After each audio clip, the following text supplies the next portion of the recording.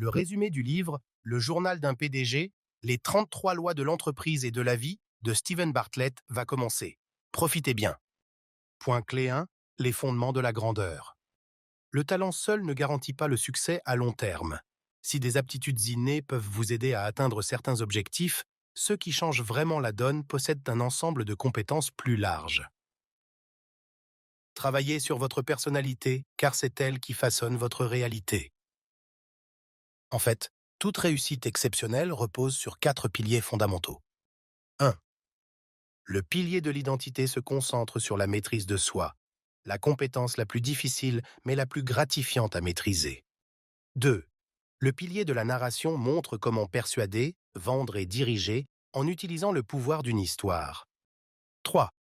Le pilier philosophie souligne l'importance d'objectifs clairs et de convictions fondamentales qui se traduisent par des actions. 4. Le pilier équipe met l'accent sur les personnes avec lesquelles vous allez travailler, ce qui est crucial dans toute entreprise. Ceux qui ne parviennent pas à se dominer eux-mêmes ne pourront jamais dominer les autres. Léonard de Vinci.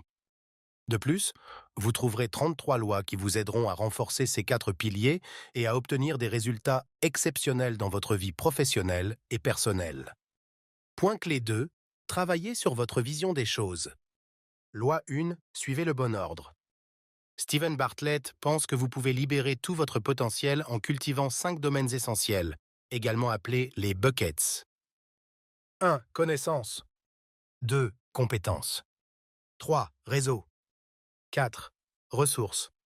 5. Réputation. Orientez vos actions et vos décisions de manière à développer au moins l'un de ces aspects dans votre vie. Au fil du temps, concentrez-vous sur l'élargissement de votre expertise et le perfectionnement de vos capacités, car cela se traduira naturellement par davantage d'opportunités de relations, de gains financiers et d'une image favorable. Loi 2. Transmettez des idées. Le moyen le plus rapide d'apprendre quelque chose est de l'enseigner aux autres. Plus vous expliquez un concept à quelqu'un d'autre, mieux vous le comprenez vous-même. Entraînez-vous donc à partager vos nouvelles connaissances avec des amis ou avec un partenaire afin d'assimiler et de maîtriser ce que vous avez appris. Loi 3. Ne soyez jamais en désaccord. Les recherches montrent que le désaccord fige le cerveau, l'empêchant de recevoir des informations supplémentaires ou d'être ouvert à la logique. Dans une relation, le fait d'entendre quelque chose comme « je ne suis pas d'accord » peut empêcher votre partenaire d'écouter vos arguments et explications ultérieures. À l'inverse, pour une communication fluide et efficace, établissez un terrain d'entente avant d'articuler vos suggestions autour de ce terrain. Concentrez-vous sur la résolution d'un problème et non sur la correction de votre partenaire. Loi 4. Remettez en question les croyances avec prudence. Il n'est jamais facile de modifier ses croyances, mais il existe 2 stratégies pour s'ouvrir à de nouvelles perspectives. Si votre ami croit à une fausse déclaration qu'il a entendue à la télévision, n'attaquez jamais directement son opinion. Au lieu de cela, vous pouvez lui présenter des preuves contraires ou lui demander d'expliquer pourquoi il est d'accord avec l'affirmation. Il est intéressant de noter que, lorsqu'ils expliquent quelque chose, les gens se rendent compte que leur opinion n'est pas fondée et perdent généralement très rapidement confiance en leur point de vue. Loi 5. Acceptez le changement. Le progrès est souvent un contrôle de l'ego. Chaque fois que vous voyez une nouvelle façon de faire quelque chose, vous devez soit résister aux nouvelles idées et aux changements, soit faire preuve de curiosité et d'humilité pour les accepter. L'histoire montre que le changement est constant et que la flexibilité est toujours payante. Point clé 3. Votre identité est votre fondement. Loi 6. Motivez les gens en posant des questions. Donner des conseils avisés à quelqu'un et le voir ne rien faire peut être énervant. Mais pour obtenir un véritable changement, essayez plutôt de poser des questions à cette personne. Selon les neurosciences, les questions encouragent les gens à envisager de modifier leur comportement, et les demandes commençant par « voulez-vous » génèrent une réponse active, contrairement aux déclarations.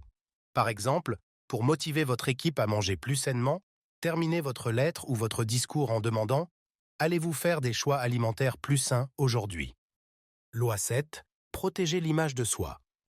L'image de soi est la somme des croyances et des sentiments que l'on a de soi sur les plans physiques, émotionnel, professionnel et social. Bien que la confiance en soi ne puisse à elle seule remplacer les capacités pratiques, elle jette les bases des réalisations futures. La recherche montre que 40% du potentiel d'une personne dépend de l'image qu'elle a d'elle-même, tandis que 60% dépendent de facteurs externes. Face aux défis et aux obstacles, votre confiance intérieure déterminera de manière significative le succès de vos efforts. Loi 8. Déjouez vos habitudes. Nombreux sont ceux qui ont été victimes du cercle vicieux de la lutte contre les mauvaises habitudes, par exemple en décidant de réduire leur consommation de sucre pendant 3 jours, avant de dévorer une tablette de chocolat entière après une réunion stressante. Par conséquent, le fait d'éviter le sucre ne fait qu'accentuer l'envie d'en consommer. Mais pour éliminer une dépendance, vous devez comprendre comment rompre le cercle d'une habitude. Le cercle d'une habitude est un modèle de comportement dans lequel l'habitude est une récompense. Par exemple, si une conversation houleuse vous fait craquer, vous vous goinfrez de sucreries pour obtenir la récompense, un pic de sucre. Pour changer cette habitude, remplacez votre dernière étape par quelque chose de plus sain, comme des pommes ou des noix. Prendre soin de sa santé est la plus grande forme de respect de soi. Loi 9. Donnez la priorité à votre santé. Imaginez que tout ce que vous appréciez dans la vie soit rassemblé dans une même assiette. Vos relations, votre travail, vos centres d'intérêt et vos voyages. Toutes ces choses font de votre vie un tout, mais elles peuvent se gâter sans l'assiette, qui est votre santé. Lorsque vous consacrez du temps à votre famille, à vos amis proches et à votre carrière, n'oubliez pas que c'est grâce à votre santé que vous pouvez profiter des beaux cadeaux que la vie a à offrir. C'est pourquoi vous devez préserver la vôtre avec la plus grande diligence. Point clé 4. Plus c'est fou, mieux c'est. Loi 10. Évitez le statu quo. Il est surprenant de constater qu'une fonction stupide et inutile d'un téléphone peut être plus attrayante que de nombreuses fonctions pratiques.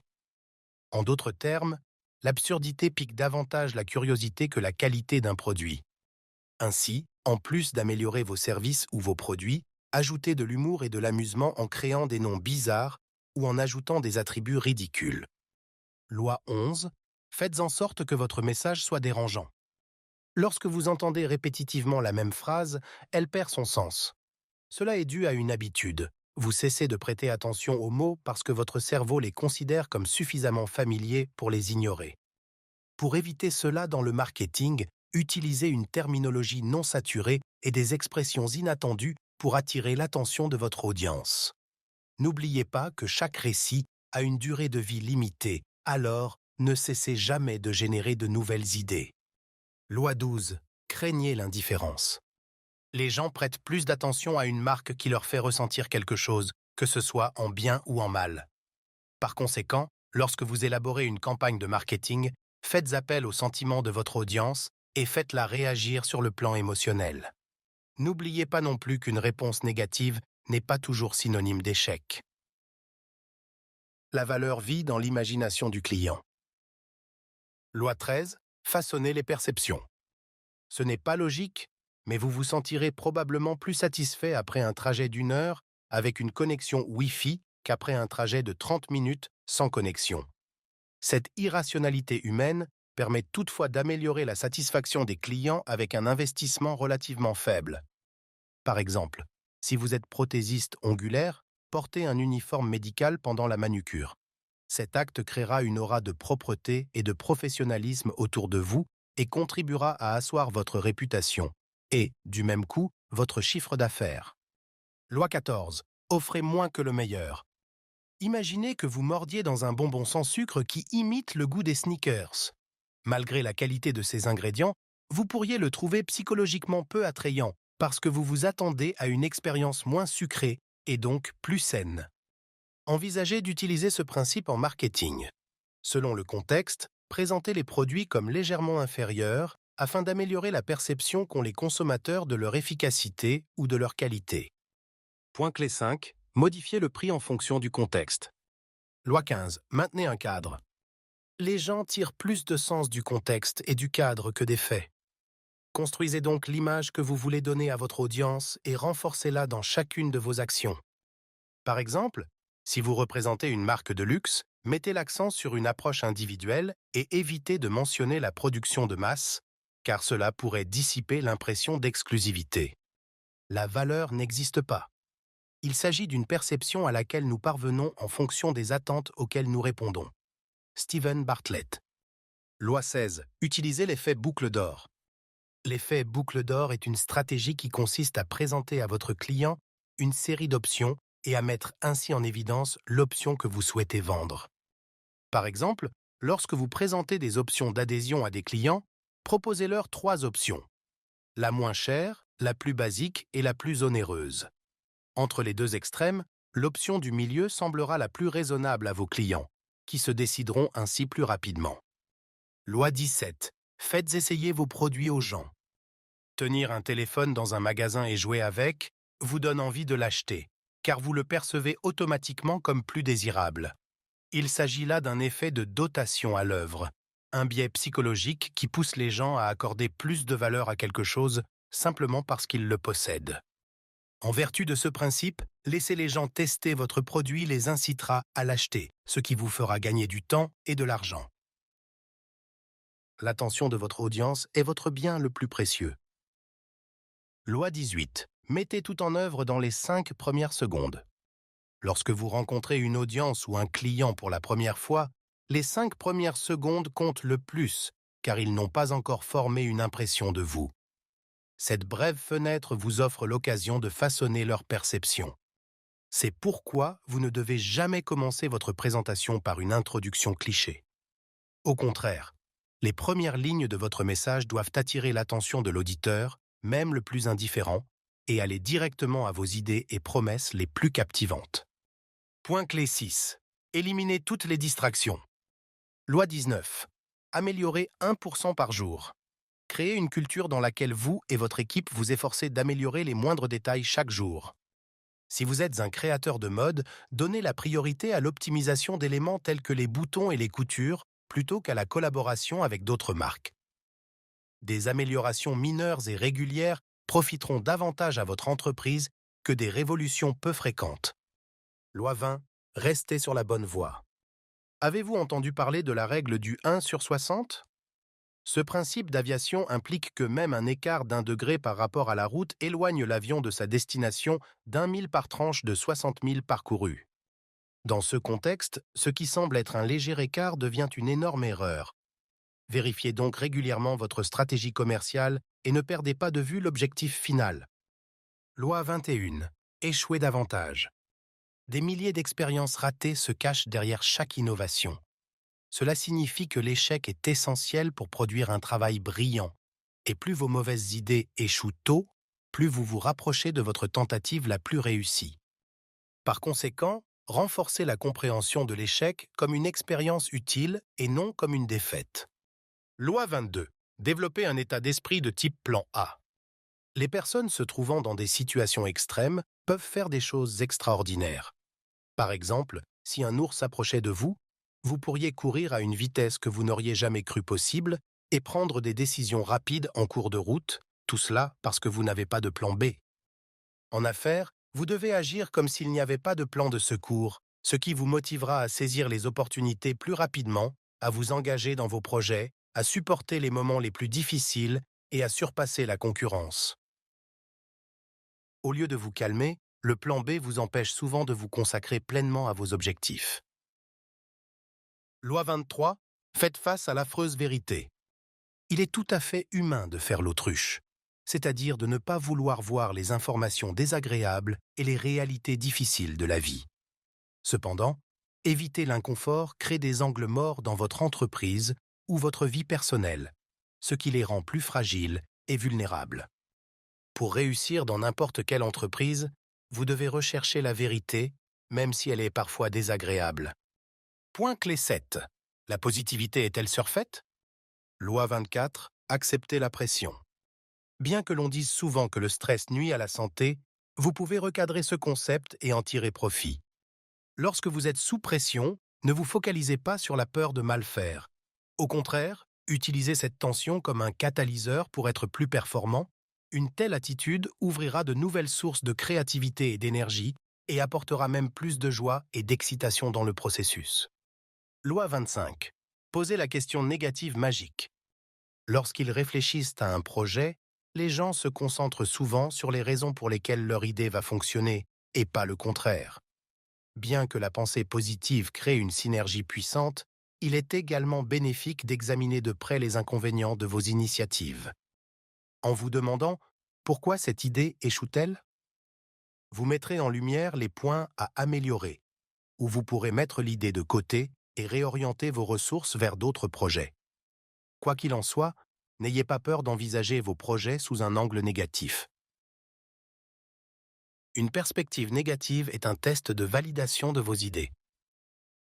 Loi 26. Attribuez vos compétences de manière judicieuse.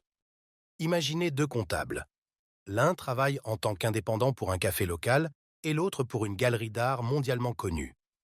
Bien que le métier soit le même, il est évident que le second gagne plus, car l'activité artistique est plus lucrative. Cet exemple montre que le contexte détermine la valeur de vos compétences. Ainsi, en plus d'améliorer vos prouesses, choisissez soigneusement le secteur dans lequel vous appliquerez vos connaissances et vos capacités. Loi 27. Souvenez-vous de votre mortalité. La plupart des gens refoulent ou fuient l'idée de la mort. Cependant, si vous contemplez l'amère vérité de la mortalité, cette prise de conscience devient thérapeutique. Comprendre que votre vie s'achèvera un jour ou l'autre met en évidence l'importance du temps qui vous est imparti. Désormais, vous pouvez être plus réfléchi dans vos actions, vos habitudes et vos priorités. Vous voyez ce qui est important et arrêtez de perdre du temps avec ce qui ne l'est pas. Le saviez-vous ? Selon les neurosciences, les facteurs de stress de faible intensité stimulent la mémoire et renforcent les connexions neuronales dans le cerveau. Point clé 8. Votre équipe est votre plus grande réussite. Loi 28. Choisissez des joueurs A. En tant que créateur d'entreprise, votre tâche la plus importante est le recrutement. Vous n'avez pas besoin de tout faire. Vous devez trouver les meilleures personnes pour ces postes. Recherchez des personnes talentueuses, présentez-leur une vision, entourez-les de personnes partageant les mêmes idées et déléguez-leur les tâches qu'elles peuvent accomplir mieux que vous. Vous formerez ainsi une équipe pour une entreprise qui changera le monde. Ne laissez pas votre ego vous empêcher de recruter des personnes brillantes.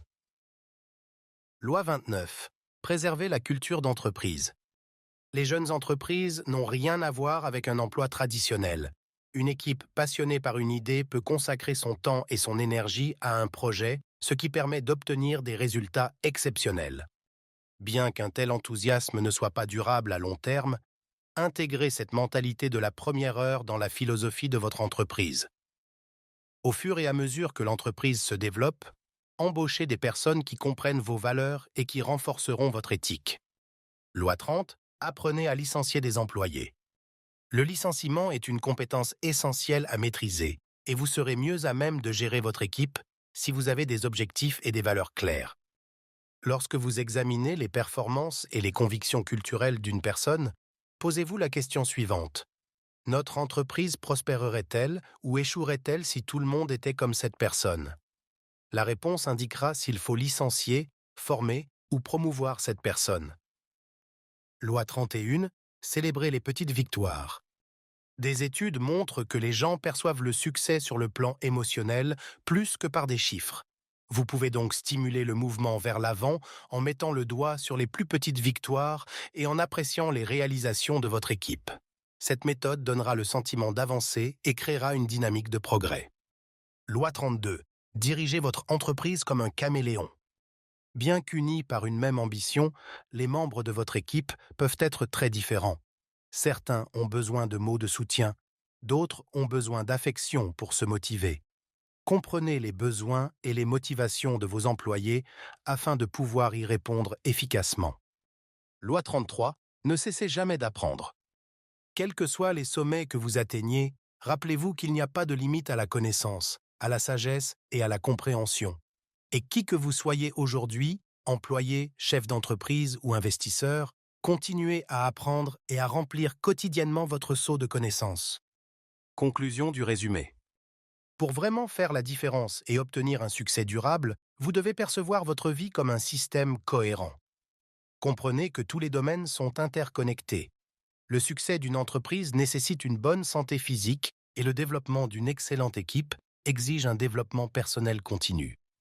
Adoptez donc les 4 piliers de la grandeur et appliquez les lois mentionnées précédemment pour mener une vie satisfaisante et triompher dans toutes vos entreprises. Idée à essayer. Prenez l'habitude d'apprendre quelque chose de nouveau chaque jour. Trouvez des gens avec qui partager vos nouvelles connaissances. Dressez une liste des domaines à améliorer et prenez des mesures concrètes. Élargissez votre vocabulaire avec de nouveaux mots pour captiver les autres. Célébrez vos progrès par de petites récompenses. Résumé fini.